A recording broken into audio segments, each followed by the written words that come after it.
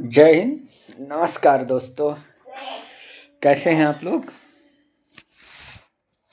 तो आज हमारी फिर से मुलाकात हो रही है एक नई वीडियो में, एक नई कहानी के साथ, है ना। एक नई कहानी, नया दस्तूर, लिखना अभी बाकी है ना। तो लिखिए। तो आज हम जिस टॉपिक को थोड़ा सा समझने वाले हैं वो टॉपिक है भारत में आधुनिक राष्ट्रवाद का उदय। जैसा कि आप लोग जानते हैं कि 1857 की क्रांति से पहले हम इस बात को कहने में किसी भी प्रकार का हमें संकोच नहीं होना चाहिए कि जो राष्ट्रवाद की एक भावना थी वो नहीं थी, है ना। मतलब भारत को एक राष्ट्र के रूप में नहीं देखा जाता था। बाकी भारत कई राज्यों में भी, कई जो राज्य थे उसमें विभाजित था, है ना। कई सारे छोटे छोटे राज्य थे, कई सारे बड़े बड़े राज्य थे, उसमें वो विभाजित था और कोई एक राष्ट्रवाद की भावना नहीं थी। अगर राष्ट्रवाद की भावना होती तो जो 1857 का जो क्रांति हुआ था उसमें शायद जो लोगों, जिन बुद्धिजीवियों ने या जिन राज्य के जो वहाँ के राजा थे उन्होंने जो अंग्रेज़ों का साथ दिया वो शायद नहीं देते, है ना।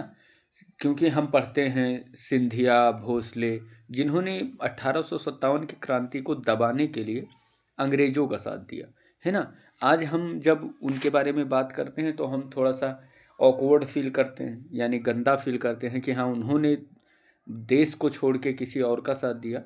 लेकिन रियलिटी अगर देखा जाए तो रियलिटी यही है, क्योंकि उस समय एक राष्ट्र की भावना तो थी ही नहीं, है ना। तो आज हम थोड़ा सा देखेंगे कि कहाँ से जो भारत में आधुनिक राष्ट्रवाद की जो शुरुआत है वो कहाँ से आरंभ होती है। तो इसका आरंभ जो सर्वप्रथम हम कहें तो विश्व की घटनाओं का प्रभाव, है ना। जो विश्व में बहुत सारी घटनाएं हुई, जैसे फ्रांस की क्रांति जो 1789 में हुई थी, यानी कि 1789 में, है ना। जो राष्ट्रवाद और स्वतंत्रता के विचारधारा का एक प्रकार से प्रयास था, है ना। उसके बाद में राष्ट्रीय आंदोलन का उदय, जैसे कि इटली हो गया, ग्रीस हो गया, दक्षिण अमेरिका हो गया, आयरलैंड हो गया, ने जो भारत के अंदर राष्ट्रवाद की जो भावना थी उसे प्रेरित करने का कार्य किया था, है ना। उसके बाद में अगर हम बात करें तो बहुत सारे काम थे, थोड़ा सा हम डीपली ही देखते हैं ताकि हमें चीज़ें समझ में आए।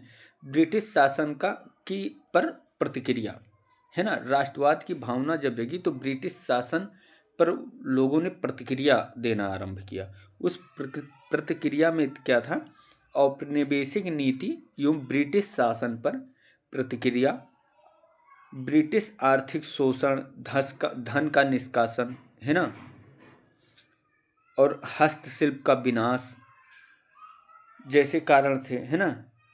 और प्रतिक्रियावादी नीतियां जैसे नस्लीय जो अहंकार था, है ना।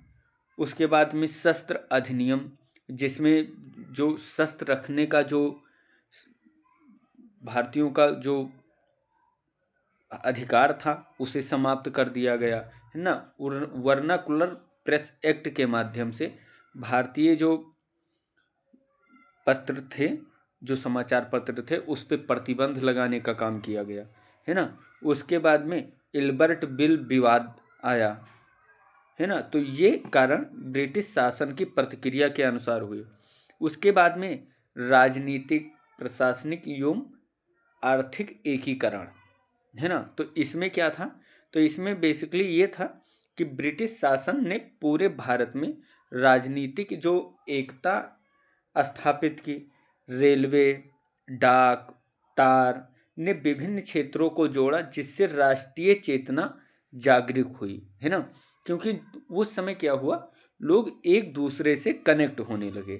अब आप एग्जाम्पल में ये मान लीजिए कि जैसे अब मान लीजिए कि आप बहुत ही ज़्यादा किसी जाति को मानते हैं, है ना, कि हाँ ये जाति मतलब हमारे छूने योग्य नहीं है, या किसी भी प्रकार का, जो हमारे पहले प्राचीन सभ्यताओं में ऐसा होता था, है ना। लेकिन जब रेलवे का आरंभ हुआ तो रेलवे में जो गरीब तबके का इंसान था वो भी बैठता था, और जो अमीर था वो भी बैठता था। वर्तमान में भी आप देख लीजिए। अब वो बात अलग है कि हाँ जिसके पास पैसा होता है वो फर्स्ट एसी या सेकंड एसी थर्ड एसी ले लेता है, जिसके पास होता है वो रिजर्व करवा लेता है सीट, या जिसके पास कम पैसा होता है वो जनरल में चला जाता है। लेकिन वहाँ पे आपको जाति या धर्म पूछ के टिकट नहीं दी जाती है ना। तो इससे क्या हुआ, लोगों के अंदर एक दूसरे के प्रति प्रेम की भावना उत्पन्न हुई, और जब एक दूसरे के प्रति प्रेम की भावना उत्पन्न हुई, जब एक दूसरे से एक दूसरे का लगाव बढ़ा, तो उससे एक राष्ट्र की भावना जो है वो उत्पन्न होने लगी, है ना। तो ये चीज़ आप समझ लीजिए। नेक्स्ट इसमें क्या हुआ कि आर्थिक संबंध, इसका क्या मतलब है, एक क्षेत्र में फसल खराब होने से अन्य क्षेत्र प्रभावित होते थे। अब इसका क्या मतलब है, मान लीजिए कि उत्तर प्रदेश में चावल की खेती बहुत ज़्यादा मात्रा में होती है ना। उत्तर प्रदेश भारत में दूसरे नंबर पे चावल के उत्पादन में आता है। अब मान लो अगर उत्तर प्रदेश में उत्पादन कम हो जाती है या किसी कारणवश उत्पादन नहीं हो पाता है, तो इससे क्या होगा, जो दूसरे स्टेट हैं या वर्तमान समय में दूसरी कंट्री हैं, जैसे मैं आपको रिसेंटली एक न्यूज़ बताऊं, तो अभी मैं उस पर थोड़ी देर बाद शायद वीडियो बनाऊंगा भी, कि भारत विश्व में जो चावल का उत्पादक है वो प्रथम स्थान पे हो गया है ना। चीन को पीछे छोड़कर भारत चावल उत्पादन में इस वर्ष प्रथम स्थान पर हो गया है। तो ये अभी मैं शायद वीडियो बनाऊंगा तो इस पर मैं आपको विस्तार से बताऊंगा। तो इन सब चीज़ों का फर्क पड़ने लगा, है ना। फिर क्या हो गया, पश्चिमी विचारधारा और शिक्षा, जब लोगों के अंदर जो पश्चिमी विचारधारा थी और जो पश्चिमी शिक्षा थी वो जब लोगों के बीच में आने लगी, तो इससे क्या हुआ, अंग्रेजी शिक्षा ने लोकतंत्र, स्वतंत्रता, तर्कवाद के आधुनिक विचारों का प्रसार किया, है ना। लोग सोचने लगे, विचार करने लगे, उन्हें अपनी स्वतंत्रता की मांग करने लगे।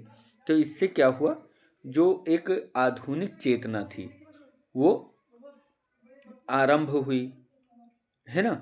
उसके बाद में जो यूरोपीय जो जो यूरोपीय विचारकों से प्रभावित हुए, जैसे रूसो थे, वाल्टियर थे, मिल थे, पेन थे, तो इनसे जो भारतीय जो नेता थे, जैसे आप महात्मा गांधी ले लीजिए, रविन्द्रनाथ टैगोर ले लीजिए, पंडित जवाहरलाल नेहरू ले लीजिए, बाल गंगाधर तिलक ले लीजिए, लाला लाजपत राय जी को ले लीजिए, या आप भगत सिंह को ले लीजिए, सुभाष चंद्र बोस को ले लीजिए, तो ये लोग इन सभी लोगों से प्रभावित थे, है ना। तो इसका भी एक प्रकार से प्रभाव पड़ने लगा। उसके बाद में क्या हुआ, राष्ट्रवाद में महत्वपूर्ण भूमिका इसने निभाई, और साथ में जो भारतीय मध्यवर्गीय बुद्धिजीवी वर्ग था उसने राष्ट्रवाद की जो भावना थी उसको जागृत करने में एक अहम भूमिका निभाई, है ना। उसके बाद में प्रेस और साहित्य की भूमिका, ये तो मैंने आपको बता ही दिया है। जैसे भारत में केसरी, अमृत बाजार पत्रिका, है ना, द हिंदू जैसे समाचार पत्रों ने ब्रिटिश जो नीतियां थी उसकी आलोचना करना आरंभ किया। किस तरीके से ब्रिटिश भारत का शोषण कर रहे थे उसको प्रकाशित करना आरंभ किया। उसी पर प्रतिबंध लगाने के लिए आप जानते हैं कि वर्नाकुलर प्रेस एक्ट लेके आया गया था, है ना। तो ये चीज़ आपको मालूम होनी चाहिए कि वहाँ से इसका जो है उदय आरंभ हुआ, ये पूछा जा सकता है ना। उसके बाद में भारत के गौरवशाली अतीत की पुनः खोज, ये मुद्दा सबसे ज़्यादा इम्पोर्टेंट है ना। इसमें क्या हुआ, C.R. भट्टाकर, स्वामी विवेकानंद जैसे लोग भारत की समृद्ध विरासत पर प्रकाश डालने लगे। वो बताने लगे कि पहले के समय में जो भारत था वो कितना विकसित था, है ना। कैसी भारत की संस्कृति थी, इससे लोगों को अवगत करवाने लगे। यूरोपीय विद्वानों जैसे मैक्स मूलर ने इंडो आर्यों को यूरोपीय जातियों से जोड़ा, भारतीय स्वाभिमान को बढ़ावा दिया, है ना। उसके बाद में हम देखें तो थोड़ा सा सामाजिक और धार्मिक सुधार आंदोलन ने भी इसमें भूमिका निभाई। उनका क्या भूमिका थी। तो आप ब्रह्म समाज ले लीजिए, आर्य समाज ले लीजिए, है ना। रामकृष्ण मिशन जैसे जो सामाजिक बुराइयों को चुनौती दी और लोगों को एकजुट किया। सामाजिक बुराइयां कैसी थीं, जैसे जो बालिकाएं होती थीं उन्हें जन्म के समय मार दिया जाता था। स्त्रियों को, जो मान लो पति है 50 साल का है, लड़की 18 साल की है, 15 साल की है, 14 साल की है, उसके साथ शादी होती थी। उसके बाद में जब पति मर जाता था तो लड़की को उसके साथ सती कर दिया जाता था, जिसे आप कहते हैं सती प्रथा, है ना।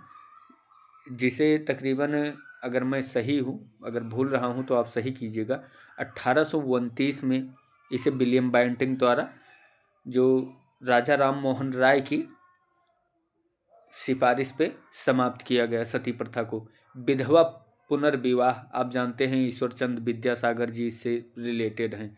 तो ऐसे बहुत सारे समाज के अंदर सुधार लेके आए गए जिसने इस चेतना को बढ़ाने में मदद की, है ना। उसके बाद में आप देखिए तो ज्योतिबा फूले, पेरियार, है ना, नारायण गुरु जैसे जो लोग हुए वो जातिगत भेदभाव के खिलाफ लड़ाई लड़ी, है ना। निचले तबके को सशक्त बनाया। जैसे कि आप जानते हैं कि जो गरीब तबके के लोग होते थे या जो लोग SC ST में आते थे, उन्हें उच्च लोगों के या सवर्ण लोगों के पास बैठने की इजाज़त नहीं थी, है ना। वो वेद पुराण नहीं पढ़ सकते थे। जो निचले तबके की महिलाएं थीं वो शिक्षा नहीं ग्रहण कर सकती थी, मंदिर में प्रवेश नहीं कर सकती थी। ऐसी बहुत सारी चीज़ें थी, तो उन्हें समाप्त किया गया। उसके बाद में आप देखेंगे मध्य वर्गीय जो बुद्धिजीवी थे उनका उदय हुआ। ये चीज़ मैंने आपको बताई। जो माफ़ी चाहेंगे, जो शिक्षित शहरी भारतीय थे वो राष्ट्रीय आंदोलन के नेता के रूप में उभरने लगे, है ना। तो एक कारण ये था। उसके बाद में जो नस्लीय अहंकार और ब्रिटिश भेदभाव था, इसने भी एक अहम भूमिका निभाई थी, है ना। इसने अहम भूमिका कैसे निभाई कि भारतीयों को नस्लीय श्रेष्ठता और मिथकों का सामना करना पड़ता था, है ना। जैसे जो ब्रिटिश लोग थे वो अपने आप को श्रेष्ठ मानते थे और भारतीयों को मानते थे कि ये लोग निम्न तबके के लोग हैं और इन पे राज्य करने के लिए ही हमें बनाया गया है ना। आप जानते हैं कि किस प्रकार से भारतीयों का शोषण किया जाता था। अकाल पड़ने के बावजूद भी उनसे अधिक से अधिक लगान वसूल की जाती थी, उनसे जबरन खेती करवाई जाती थी, है ना। और उसके बाद में क्या हुआ, जो इल्बर्ट बिल विवाद ने यूरोपीय लोगों के जो भारतीय समानता के प्रति प्रतिरोध को दर्शाया। अब हम थोड़ा सा आपको ये बता देते हैं कि इल्बर्ट बिल विवाद क्या था। इल्बर्ट बिल विवाद जो था वो ये था कि ये जो बिल पास किया गया था वो पास किया गया था कि जो भारतीय लोग हैं, मतलब जो भारतीय जज हैं, वो यूरोपीय लोगों का भी जो है मुकदमा सुन सकते हैं, है ना। लेकिन इसका क्या हुआ, ब्रिटिश लोगों द्वारा विरोध किया गया। जो ब्रिटिश लोग यहाँ पे काम करते थे उनके द्वारा इसका विरोध किया गया कि ये निम्न लोग हमारे मुकदमे को कैसे सुन सकते हैं, है ना। जिस कारण इल्बर्ट बिल विवाद को वापस लेना पड़ा ब्रिटिश सरकार को। तो इसने कहीं ना कहीं जो भेदभाव था गोरे और काले के बीच का, उसे बढ़ाने का काम किया। तो ये जो कारण थे, महत्वपूर्ण कारण, वो हमने आपके साथ शेयर किया। आप बताइए वीडियो आपको कैसी लगी। अगर आप फेसबुक पे देख रहे हैं, इंस्टाग्राम पे देख रहे हैं, तो चैनल को क्या कहते हैं फॉलो कर लीजिएगा, है ना। और अगर आप यूट्यूब पे देख रहे हैं तो प्रताप IAS को सब्सक्राइब कीजिएगा अपना प्यार दीजिएगा। बाकी मिलते हैं फिर किसी वीडियो के साथ में, तब तक के लिए जय हिंद, जय भारत।